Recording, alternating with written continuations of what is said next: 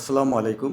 নাক, কান ও গলার বিভিন্ন রোগ নির্ণয়ের জন্য আমাদের বেসিক্যালি ৩ টা জিনিসের প্রয়োজন। একটা হচ্ছে রোগের টোটাল একটা ইতিহাস নেওয়া প্রয়োজন, যেটাকে আমরা মেডিকেলের ভাষায় বলি হিস্ট্রি টেকিং।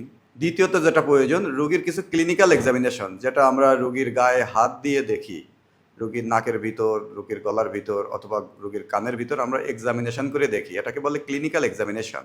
আমরা ইউজুয়ালি নাক, কান, গলার রোগ নির্ণয়ের জন্য আমরা নাকের ভিতর অথবা কানের ভিতর অথবা গলার ভিতর এন্ডোস্কোপিক ক্যামেরা দিয়ে বড় মনিটরে দেখে রোগ নির্ণয় করি।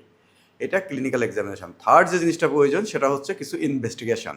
আমরা কিছু পরীক্ষা নিরীক্ষা করি, করার পরে আমরা ফাইনাল সিদ্ধান্তে আসি যে আসলে ডায়াগনোসিসটা কী, এবং ট্রিটমেন্ট মূলত এই ডায়াগনোসিসের উপর নির্ভর করে।